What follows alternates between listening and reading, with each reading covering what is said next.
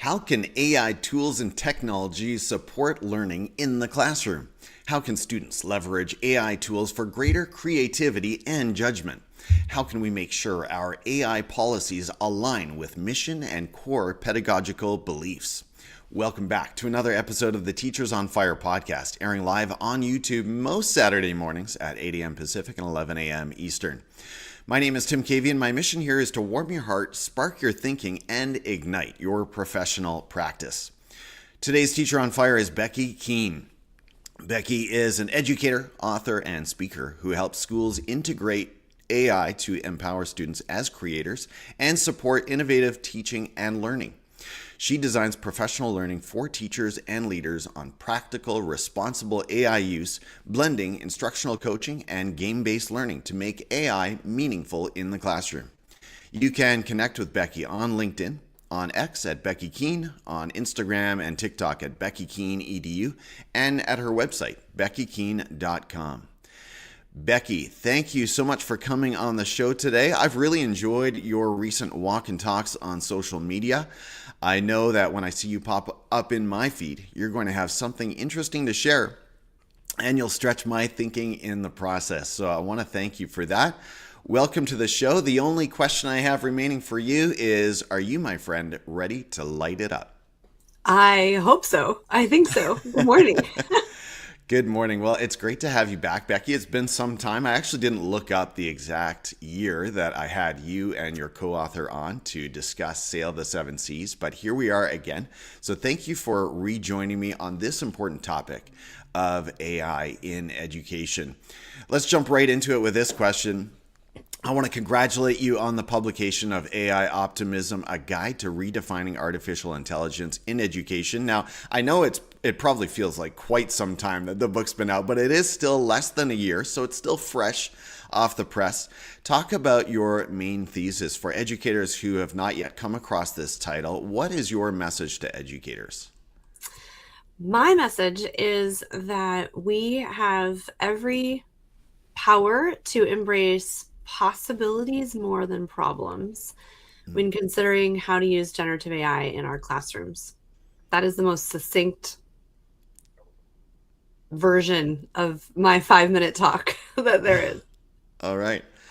Well, that and that addresses that goes right at where a lot of teachers are, because there's a lot of uncertainty. There's a lot of fear. I mean, there was initially a ton of fear right around cheating, and then that's kind of evolved over the years since. But I think there's still a lot of questions out there around AI. So we're going to get deeper into it here.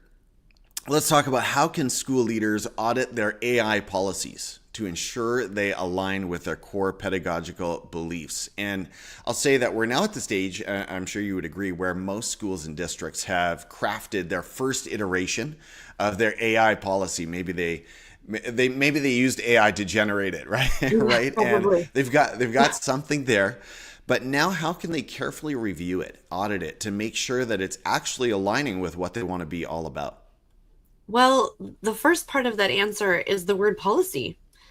A very wise IT director here, actually local to me in the Seattle area, Justin Talmadge, told me over the summer, hey, we're avoiding policies because in school systems, this may be true in your own school systems, where if it's a policy, it's been gone through board approval, which means that there's a higher level of accountability. It's more difficult to change. It's something that's really very structured. And when we're talking about generative AI specifically, we're talking about a technology that is just a few years old. And as you just mentioned, Tim, in our school systems is about a year old, honestly, as far as any sort of adoption. So calling it a policy, I think, is something that is helpful to hesitate on before we just start, building out these things that are difficult to change. I prefer using guidelines. And that's because it gives us some flexibility. It gives us an opportunity to say, what have we learned? What do we know that's different about our world since generative AI hit the scene? What tools are now available? How has the culture shifted? These are really important questions. And I think it would be, I'm going to use the word irresponsible for a school system to implement a policy, a strongly worded policy that they can't then have some flexibility and adaptability on when it comes to the lightning fast way technology is changing right now. So when I work with school systems and school districts, I always want to reference back to the core concerns. So most school districts already have a technology acceptable use policy. Most school districts already have an academic integrity policy. So those are things that are ubiquitous. We don't need to tweak them for a variety of tools. What we do need to do is offer some guidance on how a new tool to the scene fits under our existing policies. Right. Right. Yeah. As soon as you make those policies too specific, they are dated instantly. Mm-hmm. And so they've got to be, I like that word guidelines. And I'm sure you would agree with practices, right? Or approaches. So Yeah. something that is going to stand the test of a few years here as these tools continue to evolve. Even just thinking about ChatGPT introducing ads. Well, now we have new dynamics to think about, right? As educators. Well, and Let's talk. hopefully, Yeah. oh, I'm just interrupting you. Hopefully, Tim, none of our educators are using a personal version of ChatGPT where those ads will appear. They're just going to shout that out right now. Hopefully they're logged in with their school district credentials. That is so true. That's such a good point. Yes, when you've got when you've got it up on the screen, and I think there are a lot of questions, right, about exactly how pointed will these ads be? That's so good. Yeah, We've all seen the new Anthropic videos, haven't we? Yeah, well, when I was prepping for this interview, I checked your X feed, I guess it was, and those are so entertaining. And I understand they're going to be making an appearance on the Super Bowl tomorrow, so that is going to create some ripples. And I know Sam Altman is already upset about what he calls the false aspect of those ads. But let's talk about another important tension when we talk about AI tools, Becky, and that is, nope, that's not the right question. Here we go. Let's talk about the tension between privacy and AI. So on the one hand, we want to protect student data, but we also want to give them access to powerful industry standard creative tools. How do you view this tension and how do you navigate it? Well, I'm glad you talked about privacy. Privacy is one of the 3 core principles of AI optimism, which I know I gave you such a quick answer for your first questions because I knew we were going to get into more and I didn't need to take up time on the very first question. So when we're talking about being an AI optimist, we are talking about focusing first on praxis, which is the way we act based on our beliefs. So how are we acting in education based on what we believe about education and about student learning? The second core element is privacy. And we have an absolute responsibility to make sure that the tools that our teachers and our students are using are safe. And that's not just data privacy, it's also what steps is the company taking to protect our students, not only proactively by maybe applying those education safe guardrails, but also reactively as far as notifying professionals, trusted adults in their environment if there are things of concern. And so what we're seeing now is that a lot of the, the big names you're hearing in the apps for education are aligning to SIPA, COPA, FERPA guidelines. They're GDPR compliant. They're doing the things that they need to do. But there is another level of responsibility involved when we start looking at, for example, medical data. And student IEPs and 504s fall under the medical umbrella. So it's interesting because, some of the tools are compliant to a degree. They're not sharing student data. They're not tracking who chats what. But other tools are not that level of confidential. And so it really does take some discernment. When we start thinking about which tools we're using for which jobs in our school systems. And thinking about your expertise in this space, I didn't bring these questions into the interview, but I thought I could give Becky like all these different use cases, and you'd be able to tell me which tool is best suited.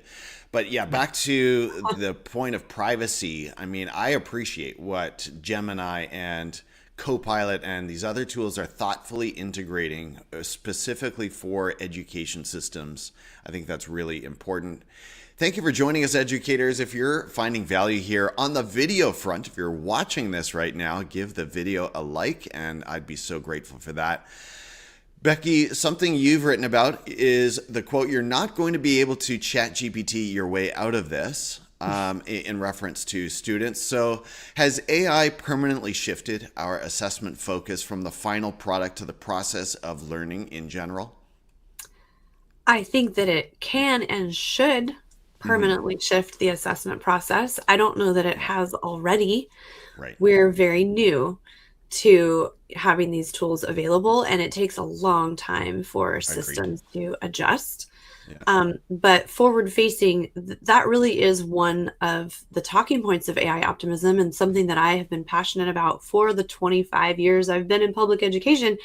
And that is, we cannot continue to use 20th century assessments and 20th century activities in a 21st century classroom. So for us to look at as educators, as generative AI becomes the quiet norm, as we understand that this is a tool that everyone has access to, we do need to shift what we're expecting students to be able to do. And I'll quote my daughter here, who several years ago, when ChatGPT came out, she was 12 at the time, and we were talking about how it can write for you. And she said, well, then who becomes most important, the author or the editor?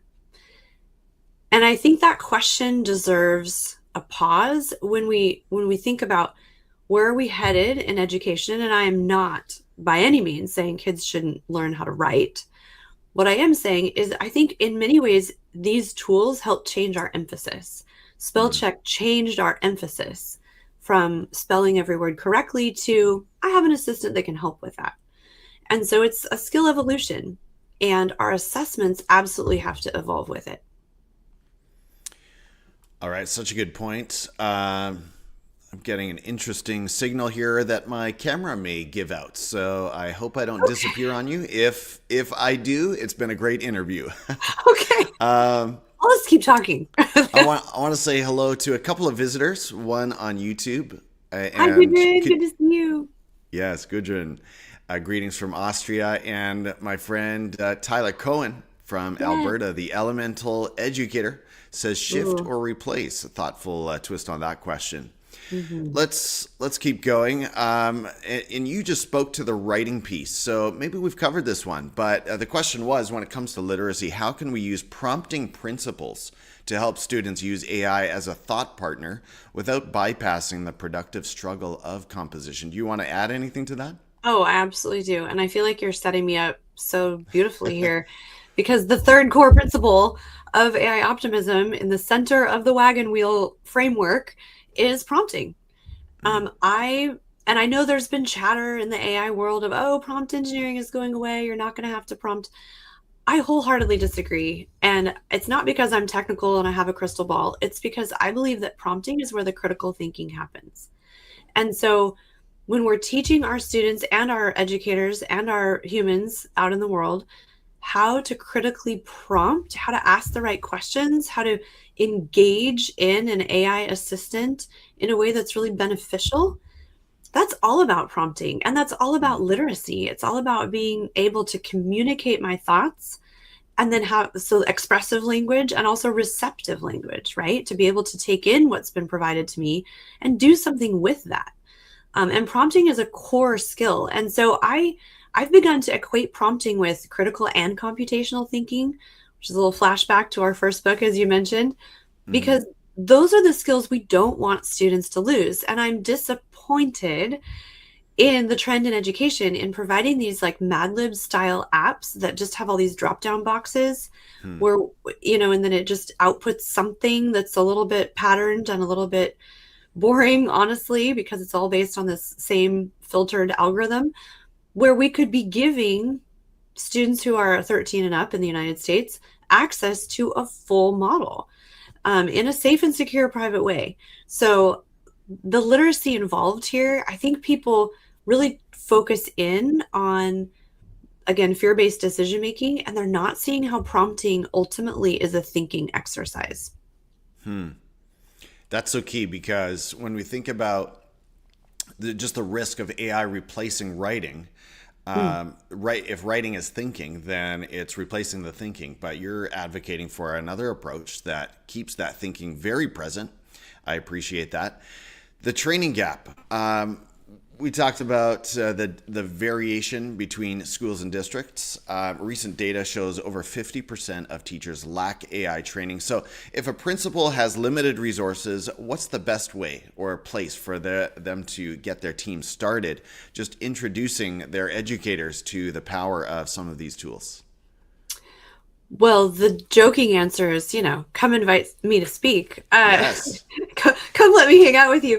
I've gotten really great feedback around AI optimism being a framework that helps people get started. And I know we're going to talk a little bit more about that, so I'm not going to dwell too much there. And the model and the way the book kind of approaches getting started through transformational practices. But ultimately, we all have to start somewhere. And I think for principals who have that limited time and budget and competing initiatives, who are having parents and board members and coordinators knocking at their doors saying, what are you doing with AI? What are you doing with AI?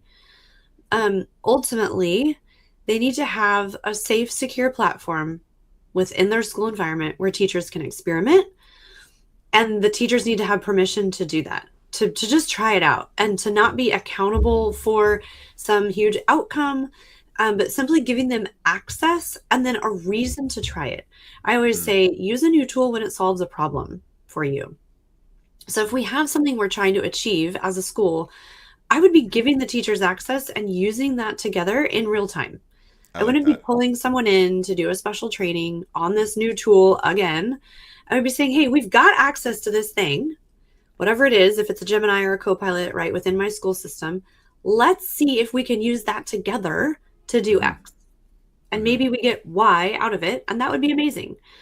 And just giving people an option, right, that it's there, it's not taboo, it's something that's just a part of our world. And I'll just give a really quick example about that. Yeah. I've been in ed tech for a long time, you know that, and I've been a part of many device deployments and OS rollouts. And I've been in school systems where they gave the teachers a brand new device and said, take this home, stream Netflix on it. We don't care, use it. Because they knew that that was how teachers were going to get used to, a Windows 10 or a Chromebook or whatever was new to them. I've also been in school districts where they've said this only stays at school and it has to be plugged into your laptop card at all times. And you only use it, to project to your wireless display, whatever. Right. And those teachers never get comfortable. Yeah. They don't, really embrace that new tool. And so we have to employ those same principles to something new and scary like generative AI. Yeah, well, and that is scary, I think, for building leaders and district leaders to think about educators using some of this technology in their personal spaces. Those lines get a little blurry, right. But I agree. You've got to build that comfort or it's just not going to happen. Educators, teachers on fire listening right now, if you're ready for more conversations like this one, make sure you subscribe on whatever platform you are tuning in on right now. Becky, let's get back to the skepticism. What is your best opening argument to that veteran teacher who views AI solely as a cheating tool, and you're hoping to shift them, hoping to open their eyes a little bit in terms of the mindset of AI optimism? Oh, I have some, I feel, pretty solid talking points on this. And one is the 5 personalities of AI graphic that I've put out. You can find it on my LinkedIn, or I really should add it to my website. Maybe I'll do that this weekend. But the 5 personalities of AI help people validate their perspective, whether they're a traditionalist, a humanist, a skeptic. We have room and we should hold space for those lenses because they're powerful. They bring a viewpoint to an optimist. We can all be an optimist, by the way. Even if you're a skeptic, you can still think positively about it. And so it really lends this opportunity for greater conversation. If I know that in my fourth grade team or my social studies department at a school system, I'm going to have, on average, one skeptic and a futurist and an idealist. If I know those viewpoints are in the room, then that gives me opportunity to listen to those perspectives. And ultimately, we know we're all working toward the same goal, which is successfully preparing students for their future. So I want to validate that. And I've had teachers come up to me at events and say, thank you for honoring the fact that I have reservations. Like, we're not trying to wipe that away.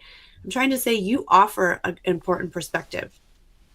Then I usually take people into the evolution of innovation in education. And, I talk over, hey, educators were really, really concerned when the printing press came out, like very concerned. It was hot. It was a hot topic. We were very, very concerned when people had access to spell check. We were very concerned when kids had access to, oh no, graphing calculators.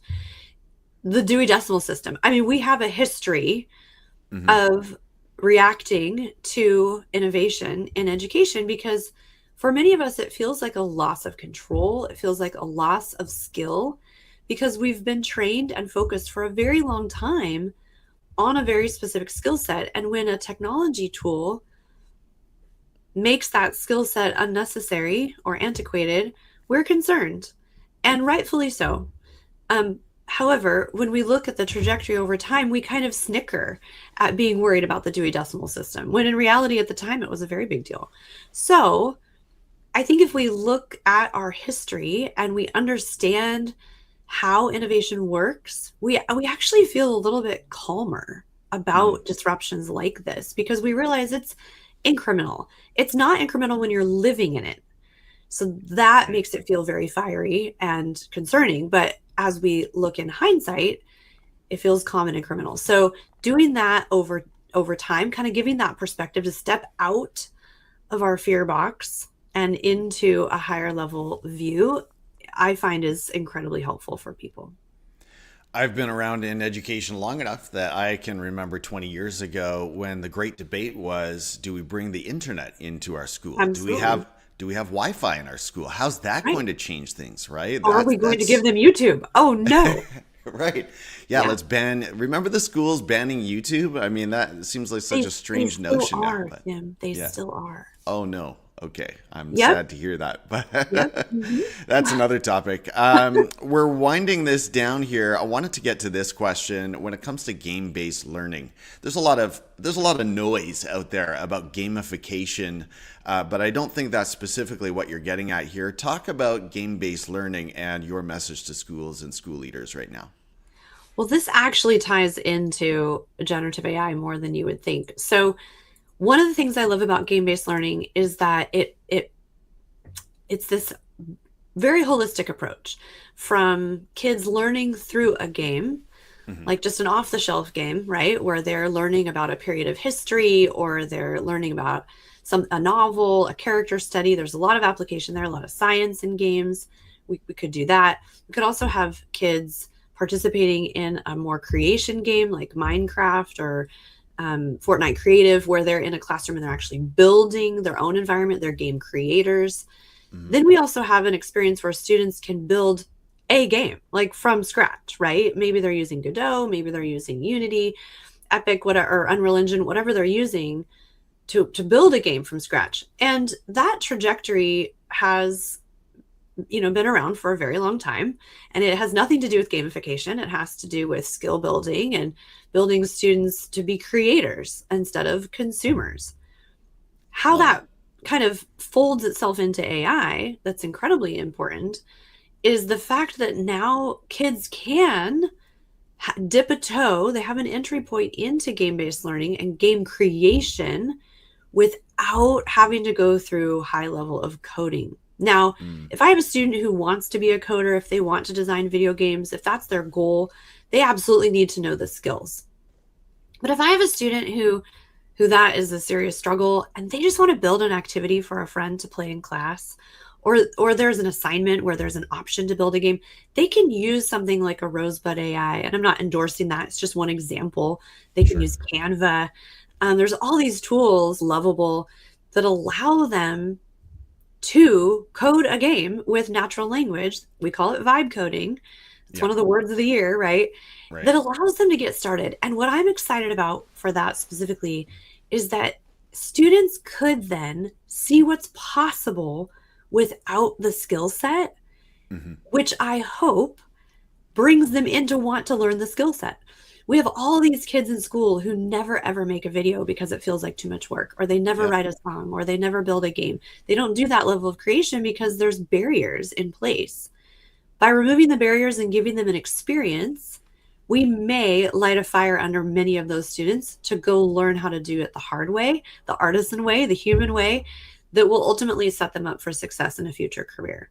So that's kind of a bigger answer, but I think it's a really important one, and it ties into our whole conversation. Well, that really excites me. Just the thought of students out there vibe coding games. They're in a history class, a whatever class, and creating games. That is now possible. And I'd love to hear more of that. Please tag me if you come across some of that happening out there. I'm sure it is. We've got to wrap up. Becky, sorry. As we close, what are the best ways for people to connect with you and talk a little bit about the services that you offer schools and districts right now? Oh, the easiest way to get in touch with me is BeckyKeene.com. That's my main landing page. You can get to all my social media from there, the TikTok walks, as you mentioned, my company, Fidgetal Labs. So independently, I speak, I do workshops, I come and bring inspiration and motivation to schools, specifically on AI and 21st century learning. But as a company, Fidgetal Labs, we provide training at scale. So we work with major institutions, school systems, and platforms all over the world to support teacher growth and ultimately student success. So that's an easy way to get in touch with me as well, fidgetallabs.com. And I noticed you offer a lot of courses on LinkedIn as well. Is Oh, I that do. connected? Yeah. Yeah, I am a LinkedIn learning instructor, which Yeah. just makes me smile every time I say it because it's just kind of a fun, I'll call it a fun extra that I do in my life. I get to write courses for LinkedIn based on things I am excited to share. And then we film it and put it out. And the LinkedIn team does an amazing job. I'm honored to be a part of that ecosystem. So I just published my fourth course on LinkedIn Learning, and I've reached over Congratulations. 20,000 course completers, people who've learned Wow. from me on LinkedIn specifically in the past 2 years. So that's kind of fun. That is confirmation. And one last question, Becky. If I'm a principal out there, I'm feeling a little lost and overwhelmed by AI, but I know I need to dip my toe, as we talked about, dip my Yeah, toe in that pool with my team. I'm assuming you do online seminars, right? I do. I do virtual Yeah. and on Okay. site. Yeah. Yeah. So Okay. reach Fantastic. out. There's probably a way we can work together from free, I join your book club study all the way to I come to a keynote. So I would love that. Yeah, fantastic. Well, thank you so much, Becky. Again, thank you for sharing your time with the Thanks for having podcast me, Dan. today. It's been This great. conversation has been inspiring and encouraging, and I wish we could talk longer. Maybe we will at some point in the future, but That'd be fun. it's been really great. And as I said, I've enjoyed your TikTok talks a lot, and you've already stretched my thinking on a number of AI related issues. Teachers on Fire, I'm your host, Tim Cavey, and I'm so grateful that you too decided to spend some of your day listening to this episode. I hope that in some way the content you heard today from Becky Keene sparked your thinking and ignited your practice. And I'll meet you next week right here on the Teachers on Fire podcast. Take care, everyone, and have a great week. Bye-bye.